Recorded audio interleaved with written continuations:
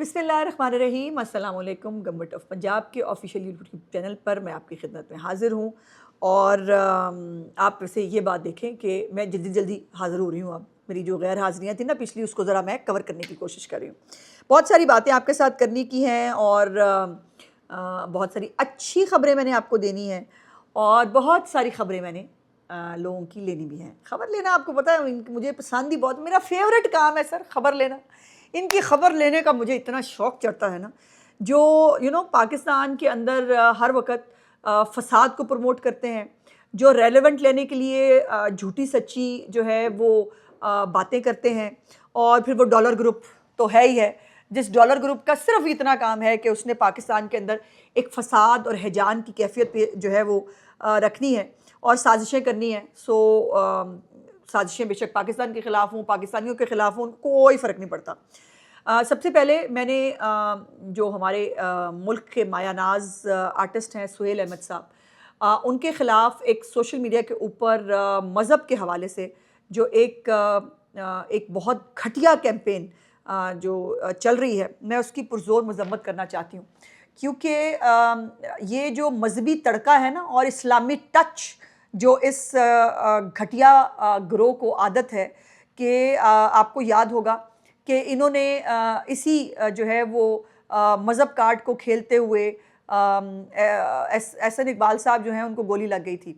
और इसी मज़हब कार्ड को खेलते हुए ख्वाजा आसिफ़ साहब जो हैं उनके ऊपर अटैक हुआ, मियाँ नवाज़ शरीफ साहब के ऊपर अटैक हुआ।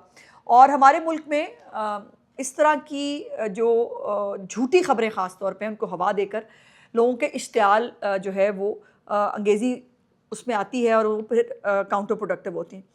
और मज़े की बात यह है कि वो सारे सो कॉल्ड इंसानी हकूक़ के अलमबरदार सहाफ़ी हों या जो सोशल मीडिया के स्टार्स हों, वो सब इसके अंदर उन्होंने अपना अपना हिस्सा डाला। मुझे कई नाम देख के तो बहुत तकलीफ़ हुई।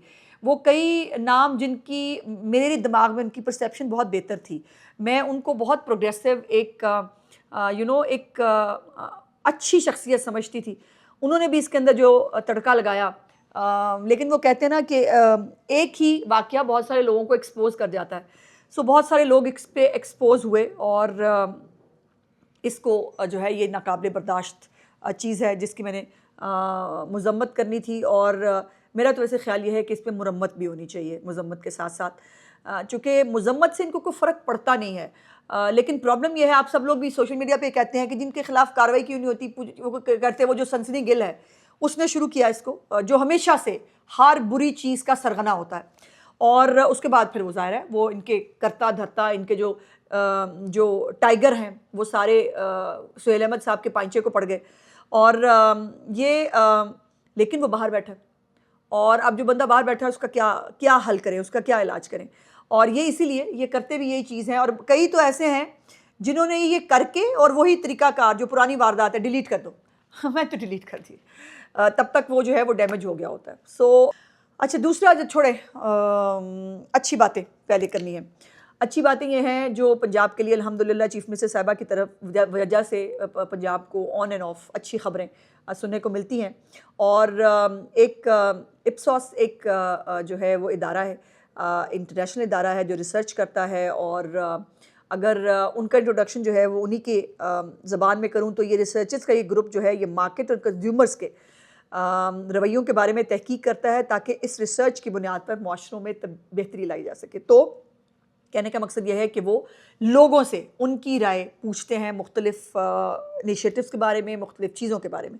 तो उनकी एक रिपोर्ट जो है वो आई है और उसमें अगर मैं ये कहूँ कि ये रिपोर्ट चीफ़ मिनिस्टर साहिबा का एक रिपोर्ट कार्ड है तो वो गलत नहीं होगा। और उसमें उन्होंने ख़ास तौर पर रमज़ान मुबारक के अंदर जो सहूलत बाज़ार हैं और जो रमज़ान बाज़ार हैं उनको सर्वे किया है और उसके ऊपर उन्होंने ये रिपोर्ट दी है कि इससे बेहतर ऑर्गेनाइज्ड और आवाम दोस्त जो पॉलिसी है वो नहीं बनाई जा सकती थी।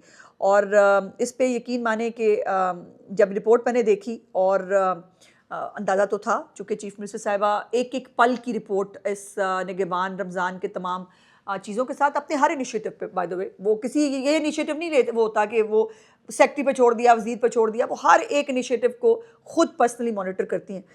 और लेकिन ये है कि इसका इतना ह्यूज इम्पैक्ट होगा, ये यकीनन एक बहुत बड़ा माइलस्टोन है। तकरीबन 5 करोड़ लोगों ने इससे इस्तेफ़ादा किया, जो एक बहुत बड़ा नंबर है। चीफ मिनिस्टर ने एक इनकलाब बर्पा कर दिया, एक नया मॉडल जो है वो क्रिएट किया है, जिसमें रिवायती सिस्टम जो है वो जो होता था कि लोगों को रिलीफ देने के लिए जो है वो रिलीफ कट होता था, ख़र्चा ज़्यादा होता था। तो इसमें वो रमज़ान बाज़ार हों, सहूलत बाज़ार हों या दस्तरखान, इतने ऑर्गेनाइज्ड फिलैंथ्रोपिस्ट्स के साथ मिलके इतनी, कहीं आपने कोई धक्कम पेल नहीं देखी, कहीं आपने कोई धक्का मुक्की नहीं देखा, कहीं आपने लाइनें लगी हुई नहीं देखी। रिस्पेक्टफुली लोगों ने बैठकर जो है वो इसको किया। तो अल्हम्दुलिल्लाह ये मैं नहीं कह रही, दुनिया जो है वो चीफ मिनिस्टर साहिबा के, वो बेशक ब्लूमबर्ग की रिपोर्ट हो, वो सुथरा पंजाब के हवाले से रिकग्निशन हो, वो अपनी शायद अपना घर के बारे में रिकग्निशन हो, और ये तमाम रिकग्निशंस जो हैं ये अल्लाह का शुक्र है कि ये चीफ मिनिस्टर साहिबा का जो गुड गवर्नेंस का एक मॉडल है उसको दुनिया तस्लीम कर रही है। और मार्केट से 40% उनकी रिपोर्ट है कि कम रेट्स पर जो है वो बाज़ारों के अंदर जो है वो सब्सिडी दी गई थी। सो इसके ऊपर जो है वो 3 लफ्ज़ जो जहन में आते हैं वो है अखलास, कमिटमेंट और मेहनत। और इसके ऊपर मैं आप सब की तरफ से चीफ मिनिस्टर साहिबा को जो है वो सल्यूट और वेल डन कहना चाहती हूँ कि जो वो सोचती हैं अल्हम्दुलिल्लाह उसको वो इम्प्लीमेंट भी करवाना जानती हैं। मैंने आपको एक बहुत इम्पॉर्टेंट जो जॉब्स आई हैं मैंने उसके ऊपर आपसे बात करनी है। सो वो इंशाल्लाह मैं अगले सेगमेंट पर उस पर बात करती हूँ। एक मैंने अपना दुख आपके साथ शेयर करना है, और वो दुख जो है वो मुझे आप लोगों ने दिया है, बल्कि मुझे क्या दिया है, आपने पूरे पाकिस्तान को जो है वो ये दुख दिया है। और दुख ये है कि आपको पता है कि जो जंग के हालात हैं उसमें जो अपना पेट्रोलियम प्राइसेस है वो सिर्फ पाकिस्तान में नहीं पूरी दुनिया के अंदर, इंडिया में तो लाइनें लगी देखी हैं आपने, वहाँ पर पेट्रोल अवेलेबल ही नहीं है।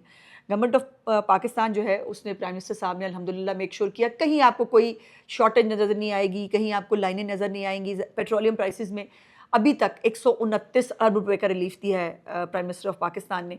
और अब ये कब तक दिया जा सकता है ये एक मुश्किल सवाल है, क्योंकि प्राइसेस जो हैं वो इंटरनेशनली बढ़ती हैं, उस हिसाब से गवर्नमेंट ऑफ पाकिस्तान जो है उसको करना पड़ता है। जो कफ़ायत शारी के से ज़रिए जो पैसे बचाए गए वो सब इसमें इंजेक्ट किए गए हैं। और अब अगर ये जंग जो है अल्लाह करे बहुत जल्द अब ये जंग ख़त्म हो जाए तो अल्लाह करे ऐसा ही हो और जल्द अज जल्द ये एक पैनिक सी सूरत हाल है ये बाहर निकले। पर सर वो पाकिस्तानी क्या जो पैनिक को पैनिक ले लें, मुमकिन ही नहीं ना सर। हमने देखे ना जंग लगी हुई थी, हमने उस पर मीम्स की जंग शुरू कर ली थी। और बाय द वे अजीबोगरीब ख़बरें जो है वो बॉर्डर से भी जो है वो आ रही हैं, लेकिन मेरी आपसे गुजारिश है कि किसी भी सुनी सुनाई बात के ऊपर जो है वो आप ध्यान ना दें जब तक ऑफिशियल कोई ख़बर जो है ISPR की तरफ से जो है वो रिलीज़ नहीं की जाती। किसी भी जो है वो ख़बर को बिलीव नहीं करना। लेकिन आप मुझे ये बताएं ना, आपको छुट्टियां दी गई थी, बच्चों को छुट्टियां दी गई थी, वर्क फ्रॉम होम होना था कि जी पेट्रोल कम इस्तेमाल हो।